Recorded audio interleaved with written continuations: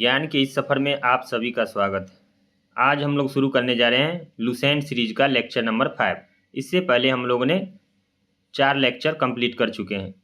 तो चलिए आज का क्लास शुरू करते हैं। आज का हमारा टॉपिक है बौद्ध धर्म। कल हम लोगों ने जैन धर्म तक कंप्लीट कर चुके थे, तो आज बौद्ध धर्म पढ़ते हैं। तो चलिए शुरुआत करते हैं। बौद्ध धर्म के संस्थापक गौतम बुद्ध थे। इन्हें एशिया का ज्योतिपुंज कहा गया है, यानी कि light of Asia. Gautam Buddha का जन्म 563 ईसा पूर्व में कपिलवस्तु के लुम्बिनी नामक स्थान पे हुआ था। कपिलवस्तु के लुम्बिनी नामक स्थान पे, जो वर्तमान में कहाँ है, नेपाल में स्थित है। इनके पिता शुद्धोधन शाक्य गण के मुखिया थे, यानी इनके जो पिता थे उनका नाम क्या था, शुद्धोधन, जो शाक्य गण के मुखिया थे। इनकी माता माया देवी की मृत्यु, यानी इनकी माता जो थे माया देवी थे, उनकी मृत्यु जन्म के 7वें दिन ही हो गई थी। यानी गौतम बुद्ध के जन्म हुआ उसके 7वें दिन ही इनकी माता माया देवी की मृत्यु हो गई। इनका लालन पालन इनकी सौतेली माँ प्रजापति गौतमी ने किया था। इनकी माँ सौतेली प्रजापति गौतमी थी, लेकिन ये इनकी मौसी भी थी, जो बाद में इनकी सौतेली माँ बन गई। इनके बचपन का नाम सिद्धार्थ था, यानी गौतम बुद्ध के बचपन का नाम क्या था, सिद्धार्थ था। गौतम बुद्ध का विवाह 16 वर्ष की अवस्था में यशोधरा के साथ हुआ। इनके पुत्र का नाम राहुल था। सिद्धार्थ जब कपिलवस्तु की सैर पर निकले तो उन्होंने निम्न 4 दृश्यों को क्रमशः देखा। उसमें से 4 दृश्यों में क्या था, पहला बूढ़ा व्यक्ति, दूसरा एक बीमार व्यक्ति, तीसरा एक शव यानी कि मृत्युशैया पे सोया व्यक्ति, चौथा एक सन्यासी। जब ये चारों को देखे तो उनका मन विचलित हो गया, और सबसे खुश किसको देखे थे, एक सन्यासी को। तो वहीं से इनके मन में विचार आया जो हमें सन्यासी बनना चाहिए। चलिए नेक्स्ट देखते हैं। सांसारिक समस्याओं से व्यतीत होकर सिद्धार्थ ने 29 वर्ष की अवस्था में गृह त्याग किया, जिसे बौद्ध धर्म में महानिष्क्रमण कहा गया है। यानी कि गृह त्याग को बौद्ध धर्म में कहा गया है, महाविनिष्क्रमण। महाविनिष्क्रमण। कितने वर्ष की आयु में गृह त्याग किए थे गौतम बुद्ध, 29 वर्ष की आयु में। वही जैन धर्म में महावीर कितने, 30 वर्ष की आयु में। चलिए नेक्स्ट देखते हैं। गृह त्याग करने के बाद सिद्धार्थ ने वैशाली के अरार कलाम से संख्या दर्शन की शिक्षा ग्रहण की। यानी जब गौतम बुद्ध गृह त्याग किए थे तो उस समय तो वो सिद्धार्थ थे, तो सबसे पहले उन्होंने वैशाली में गया, और वैशाली में उन्हें पहला गुरु कौन मिला, अलार कलाम। तो इनका प्रथम गुरु क्या हो गया, अलार कलाम। और ये इनसे किस चीज़ की शिक्षा ग्रहण किए थे, संख्या दर्शन का। चलिए नेक्स्ट देखते हैं। अलार कलाम के बाद सिद्धार्थ ने राजगीर के रुद्र कलाम यानी कि रुद्र कराम पुत्र से शिक्षा ग्रहण की। यानी कि अलार कलाम के बाद सिद्धार्थ राजगीर चले गए। राजगीर में वहाँ रुद्र कराम पुत्र से शिक्षा ग्रहण किए। तो इनका दूसरा गुरु कौन हो गया, रुद्र कराम पुत्र। उरुवेला में सिद्धार्थ को कौंडिन्य यानी कि वप्पा भादिया महानामा या असागी नामक 5 साधक मिले थे। यानी कि उन्होंने उरुवेला जगह पे उनको 5 शिष्य मिले थे, यानी 5 साथी मिले थे मान लीजिए, जो उनके प्रथम 5 शिष्य भी बाद में बन गए थे। बिना अन्न जल ग्रहण किए 6 वर्ष की कठिन तपस्या के बाद 35 वर्ष की आयु में वैशाख की पूर्णिमा की रात, यानी कि निरंजना नदी, यानी जिसे फाल्गु नदी भी कहा गया है, के किनारे पीपल वृक्ष के नीचे सिद्धार्थ को ज्ञान की प्राप्ति हुआ। किसके नीचे, पीपल के वृक्ष के नीचे। और किस नदी के, फाल्गु नदी या निरंजना नदी। और कहाँ, राजगीर में। ज्ञान की प्राप्ति के बाद सिद्धार्थ बुद्ध के नाम से जाने गए। यानी जब ज्ञान की प्राप्ति हुआ उन्हें, तो सिद्धार्थ किसके नाम से जाने गए, बुद्ध के नाम से। वह स्थान बोध गया कहलाया। यानी कि वह स्थान जहाँ पे उनके ज्ञान की प्राप्ति हुआ था, वह स्थान क्या कहने लगा, बोध गया। बुद्ध ने अपना प्रथम उपदेश सारनाथ में दिया। यानी कि बुद्ध का पहला उपदेश कहाँ ये दिया गया था, सारनाथ, जो उत्तर प्रदेश में वर्तमान में है, जिसे बौद्ध ग्रंथों में धर्म चक्र परिवर्तन कहा गया। यानी गौतम बुद्ध के पहले प्रथम उपदेश को धर्म चक्र परिवर्तन कहा गया है बौद्ध धर्म में। तो याद रखिएगा आप लोग। बौद्ध धर्म ने अपने उपदेश जनसाधारण की भाषा यानी कि पाली में दिया था। यानी बौद्ध धर्म थे वो अपनी उपदेश किस भाषा में दिया करते थे? पाली भाषा, जो उस समय का क्या था? आम बोलचाल की भाषा था। बुद्ध ने अपने उपदेश कौशल, वैशाली, कौशाम्बी एवं अन्य राज्यों में दिए। बुद्ध अपने उपदेश किस किस राज्य में दिए? कौशल, वैशाली, कौशाम्बी एवं अन्य राज्य में दिए। बुद्ध ने अपने सर्वाधिक उपदेश कौशल देश की राजधानी श्रावस्ती में दी। यानी पूछेगा आपसे गौतम बुद्ध ने सर्वाधिक उपदेश कहाँ दिया? तो वो कौशल देश की राजधानी श्रावस्ती में। तो सबसे अधिक उपदेश श्रावस्ती में हो गया। इनके प्रमुख अनुयायी शासक थे, यानी कि गौतम बुद्ध को मानने वाले कितने शासक थे? तो उनमें से सबसे पहले कौन थे? बिंबिसार। इनके समकालीन भी माने जाते हैं बिंबिसार। उसके बाद प्रसेनजीत तथा उदयन। चलिए नेक्स्ट देखते हैं हम लोग। बौद्ध धर्म यानी बुद्ध की मृत्यु 80 वर्ष की अवस्था में 483 ईसा पूर्व में कुशीनगर यानी देवरिया उत्तर प्रदेश में चुंद द्वारा अर्पित भोजन करने के बाद हो गई। यानी गौतम बुद्ध का मृत्यु कितने वर्ष की अवस्था में हो गई थी? 80 वर्ष की अवस्था में, यानी 80 वर्ष की आयु में उनकी मृत्यु हो गई। वो डेट क्या था? 483 ईसा पूर्व। और वो जगह क्या था? कुशीनगर, यानी कुशीनगर था। कुशीनगर वो देवरिया उत्तर प्रदेश में पड़ता है। और इनकी मृत्यु कैसे हुआ था? एक चुंद था उनका, जो रथ चलाता था इनका, वो चुंद था जो जिसके द्वारा अर्पित भोजन करने के बाद हो गया। यानी वो भोजन में कुछ मिला के दे दिया था, जिसके कारण गौतम बुद्ध की क्या हो गया था? मृत्यु हो गया था, जिसे बौद्ध धर्म में महापरिनिर्वाण कहा गया। यानी कि गौतम बुद्ध के मृत्यु को बौद्ध धर्म में कहा गया? महापरिनिर्वाण। यानी गौतम बुद्ध की मृत्यु को क्या कहा गया? महापरिनिर्वाण। गृह त्याग को महाभिनिष्क्रमण। चलिए नेक्स्ट देखते हैं हम लोग।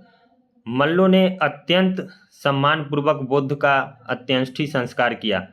एक अनुश्रुति के अनुसार मृत्यु के बाद बुद्ध के शरीर के अवशेषों को 8 भागों में बांटकर उन पर 8 स्तूपों का निर्माण कराया गया। बौद्ध धर्म के जन्म एवं मृत्यु की तिथि को चीनी परंपरा के कैंटोन अभिलेख के आधार पर निश्चित किया गया है। बौद्ध धर्म के बारे में हमें विशद ज्ञान पाली एवं त्रिपिटक से प्राप्त होता है। यानी कि बौद्ध धर्म के बारे में हमें विशद ज्ञान कहाँ से प्राप्त होती है? पाली के त्रिपिटक से। यानी त्रिपिटक बौद्ध धर्म में है, उससे हमें प्राप्त होती है इनके बारे में। बौद्ध धर्म मूलतः अनिश्वरवादी था। इनमें आत्मा की परिकल्पना नहीं थी। यानी कि बौद्ध धर्म आत्मा को नकार देता था, लेकिन जैन धर्म आत्मा को मानता था। ये हमेशा याद रखिएगा। बौद्ध धर्म में पुनर्जन्म की मान्यता थी। यानी कि देखिए, जैन धर्म और बौद्ध धर्म दोनों में पुनर्जन्म की मान्यता थी, लेकिन आत्मा को जैन धर्म मानता था, लेकिन बौद्ध धर्म नकारता था। चलिए नेक्स्ट देखते हैं हम लोग। तृष्णा को छीन हो जाने की अवस्था को ही बुद्ध ने निर्वाण को कहा है। यानी कि तृष्णा को छीन हो जाने की अवस्था को ही बुद्ध क्या कहा है? निर्वाण। विश्व दुखों से भरा है का सिद्धांत बुद्ध ने उपनिषद से लिया था। यानी कि विश्व दुखों से भरा हुआ है, वह सिद्धांत बुद्ध यानी गौतम बुद्ध कहाँ से लिए थे? तो वह उपनिषदों से लिए थे, भारतीय उपनिषदों। बुद्ध के अनुयायी 2 भागों में विभाजित थे। यानी गौतम बुद्ध के अनुयायी बाद में, यानी बुद्ध धर्म जो बना, उनके अनुयायी कितने भागों में विभाजित थे? 2, भिक्षुक और उपासक। तो देखते हैं भिक्षुक के बारे में। तो भिक्षुक जो थे, यानी बौद्ध धर्म के प्रचार के लिए जिन्होंने संन्यास ग्रहण किया, उन्हें भिक्षुक कहा गया। यानी जो संन्यास ले लिए वो भिक्षुक कहलाए।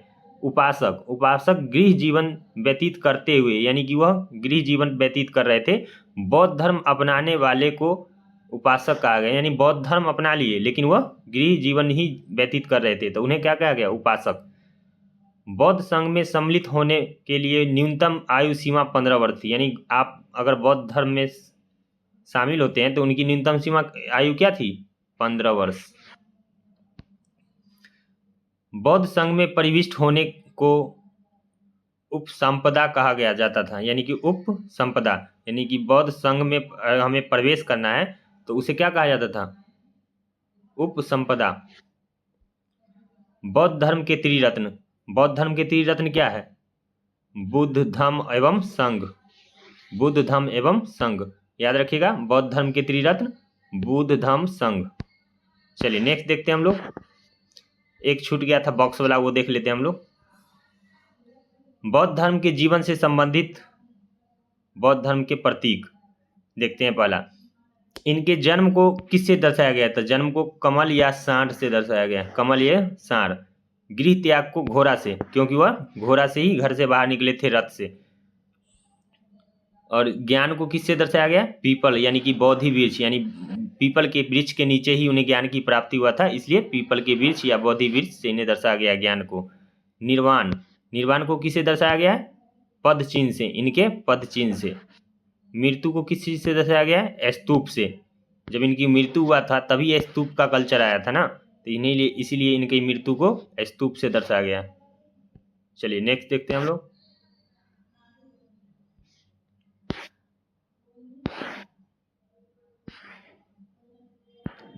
बौद्ध सभाएं देखते हैं हम लोग। तो प्रथम बौद्ध संगीति, यानी कि बौद्ध धर्म का टोटल 4 संगीति हुआ था। मतलब कि जब गौतम बुद्ध की मृत्यु हुआ तो उसके बाद बौद्ध धर्म की 4 संगीति हुआ था, जिसमें पहला बौद्ध संगीति कब हुआ था? 483 ईसा पूर्व। और इसका स्थान क्या था? राजगृह। और इसके अध्यक्ष महाकश्यप। और इस शासक कौन था, यानी शासनकाल किसका था? अजातशत्रु का। तो उस समय का शासक पूछेगा था अजातशत्रु।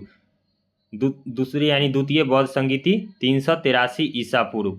और ये जगह क्या था? वैशाली। राजगीर के बाद वैशाली। इसका अध्यक्ष कौन था? सावाकामी, यानी कि सावाकामी इसका अध्यक्ष था। और इस समय का शासक कौन था? कालाशोक। तृतीय बौद्ध संगीति जो हुआ था 255 ईसा पूर्व में हुआ था, और यह पाटलिपुत्र में हुआ था। इस समय इसका अध्यक्ष कौन था? मगलीपुत्र तिस्स। और उस समय का शासक अशोक। फिर देखते हैं नेक्स्ट, यानी कि अंतिम चौथा बौद्ध संगीति ईसा के प्रथम शताब्दी में हुआ था, यानी कि ईसा के प्रथम शताब्दी में। और इस जगह का नाम क्या था? कुंडलवन, कश्मीर।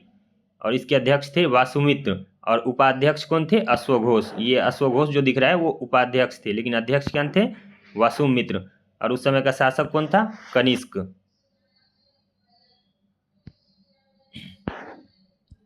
चलिए नेक्स्ट देखते हैं हम लोग। चतुर्थ बौद्ध संगीति के बाद बौद्ध धर्म 2 भागों, यानी कि हीनयान एवं महायान में भी विभाजित हो गया। यानी जब चौथी बौद्ध संगीति हुआ कनिष्क के समय, तो बौद्ध धर्म कितने भागों में बट गया था? 2 भागों में। तो पहला कौन था? हीनयान एवं दूसरा महायान। धार्मिक जुलूस का प्रारंभ सबसे पहले बौद्ध धर्म के द्वारा ही प्रारंभ किया गया है। क्वेश्चन आपसे पूछेगा धार्मिक जुलूसों का प्रारंभ किस धर्म से शुरुआत हुआ था? तो वो हुआ था बौद्ध धर्म से। यानी कि बौद्धों का सबसे पवित्र त्यौहार बैसाख पूर्णिमा है। यानी कि बौद्ध धर्म का सबसे पवित्र त्यौहार कौन है? बैसाख पूर्णिमा, जिसे बुद्ध पूर्णिमा के नाम से जाना जाता है। इसका महत्व इसलिए है क्योंकि बुद्ध पूर्णिमा के ही दिन बुद्ध का जन्म, ज्ञान की प्राप्ति एवं महापरिनिर्वाण की प्राप्ति हुआ था। यानी कि बुद्ध पूर्णिमा बौद्ध धर्म में इसलिए प्रसिद्ध है इतना ज़्यादा, और इसलिए मान्यता है उनकी, क्योंकि बुद्ध का जन्म भी हुआ था यानी कि पूर्णिमा के दिन, बैसाख पूर्णिमा के दिन। और उनकी ज्ञान की प्राप्ति भी बैसाख पूर्णिमा, और उनकी मृत्यु यानी महापरिनिर्वाण भी बैसाख पूर्णिमा के दिन। चलिए नेक्स्ट देखते हैं हम लोग। बुद्ध ने सांसारिक दुखों के संबंध में 4 आर्य सत्य का उपदेश दिए थे। यानी कि जब गौतम बुद्ध को जानते थे कि पूरा दुनिया क्या है? दुखों में है, यानी दुख भरा हुआ है पूरे विश्व में, तो इसके लिए उन्होंने क्या दिए थे? 4 आर्य सत्य का उपदेश दिए थे। ये 4 आर्य सत्य कौन थे? दुख पहला, दूसरा कौन है? दुख समुदाय, और तीसरा क्या था? दुख का निरोधी, और चौथा क्या था? दुख निरोधा नियमी प्रतिपाद, यानी कि दुख को हटाने के लिए हमें क्या करना चाहिए। चलिए नेक्स्ट देखते हैं। इन संसारिक दुखों से मुक्ति हेतु बुद्ध ने अष्टांगिक मार्ग की बात किया। यानी कि देखिए गौतम बुद्ध मानते थे कि ये दुनिया क्या है? क्षण भंगुर है और ये दुख से भरा हुआ है। तो इनके लिए हमें क्या मानना, इसके लिए क्या रास्ता दिए थे वो? जो अगर आप दुख पे विजय पाना चाहते हैं तो उसके लिए आपके पास क्या है? अष्टांगिक मार्ग या माध्यमिक मार्ग। ये साधन में पहला अष्टांगिक मार्ग में 8 मार्ग होगा, जिसमें देखिए पहला सम्यक दृष्टि, यानी कि सम्यक दृष्टि, सम्यक संकल्प, सम्यक वाणी, सम्यक कर्मांत, सम्यक आजीव, सम्यक व्यायाम, सम्यक स्मृति, एवं सम्यक समाधि। ये कठोर समाधि की बात भी नहीं करते थे जैन धर्म की तरह, ये सम्यक समाधि की बात करते थे। चलिए नेक्स्ट देखते हैं। बुद्ध के अनुसार अष्टांगिक मार्ग के पालन करने वाले उपरांत मनुष्य की भव यानी कि तृष्णा नष्ट हो जाती है और उसे निर्वाण की प्राप्त हो जाती है। निर्वाण बौद्ध धर्म का परम लक्ष्य, यानी कि निर्वाण पाना बौद्ध धर्म का क्या था? परम लक्ष्य था, जिसका अर्थ है दीपक का बुझ जाना, अर्थात जीवन मरण के चक्र से मुक्त हो जाना। बुद्ध ने निर्वाण प्राप्ति को सरल बनाने के लिए निम्न 10 शीलों पर बल दिया था। यानी कि निर्वाण प्राप्ति के लिए निम्न कितने शीलों पे बल दिया था? 10 शीलों पे, जिसमें से पहला था अहिंसा, सत्य, असत्य, असत्य मतलब चोरी न करना, अपरिग्रह किसी प्रकार की संपत्ति न रखना, मद्य सेवन न करना यानी कि उस समय का नशा नहीं करना, असमय भोजन न करना यानी समय से ही भोजन करना, सुखप्रद बिस्तर यानी कि बिस्तर ज़्यादा मतलब कि नरम नहीं होना चाहिए, धन संचय न करना, स्त्रियों से दूर रहना, नृत्य गान आदि से दूर रहना। गृहस्थों की केवल प्रथम 5 शील था और भिक्षुणियों के लिए 10 शील का मानना जरूरी थी। यानी कि गृहस्थ जो लोग थे उनके लिए प्रथम 5 शील ही काफ़ी था, लेकिन वही जो उनकी भिक्षुणी यानी कि भिक्षु जो बनेंगे या भिक्षुणी बनेगी उनके लिए 10 शीलों का मतलब 10 शीलों का पालन करना आवश्यक था। बौद्ध धर्म ने मध्यम मार्ग यानी कि वही बोले थे अष्टांगिक मार्ग का प्रतिपादन का उपदेश दिया था। अनीश्वरवाद के संबंध में बौद्ध धर्म एवं जैन धर्म में समानता है, यानी कि ईश्वर को नकारने में बौद्ध धर्म और जैन धर्म की दोनों की समानता है, और आत्मा में दोनों असमानता है। फिर पुनर्जन्म में दोनों की समानताएं हैं। जातक कथाएं प्रदर्शित करती है कि बोधिसत्वों का अवतार मनुष्य के रूप में हो सकता है तथा पशुओं के रूप में भी। यानी कि गौतम बुद्ध के जन्म यानी कि कितने बार जन्म लिए हैं, कब जन्म लेंगे, इन सब की कहानी किस में मिलता है? जातक कथा में, यानी कि उनके पुनर्जन्म की कहानी। बोधिसत्वों के रूप में पुनर्जन्मों की दीर्घ श्रृंखला के अंतर्गत बुद्ध ने शाक्य मुनि के रूप में अपना अंतिम जन्म प्राप्त किया, किंतु उनके उपरांत मैत्रेय तथा अन्य अनाम बुद्ध अभी अवतरित होने के शेष है। यानी कि सब अभी तक गौतम बुद्ध का मैत्रेय यानी कि उपरांत, यानी कि बुद्ध से पहले वो क्या थे? मैत्रेय। चलिए नेक्स्ट देखते हैं हम लोग। सर्वाधिक बुद्ध मूर्तियों का निर्माण गंधार शैली के अंतर्गत किया गया था। यानी कि बौद्ध मूर्ति यानी कि भगवान बुद्ध का मूर्ति जो हुआ था, मूर्ति जो बनता था वो सबसे अधिक किस शैली में बना था? गंधार शैली के अंतर्गत। लेकिन बुद्ध की प्रथम मूर्ति संभवतः मथुरा के कला के अंतर्गत बना था। लेकिन पूछेगा आपसे गौतम बुद्ध का मूर्ति सबसे पहले किस कला के अंतर्गत बना था? तो वो मथुरा कला के अंतर्गत। लेकिन पूछेगा सबसे अधिक, तो सबसे अधिक गंधार शैली में बना था।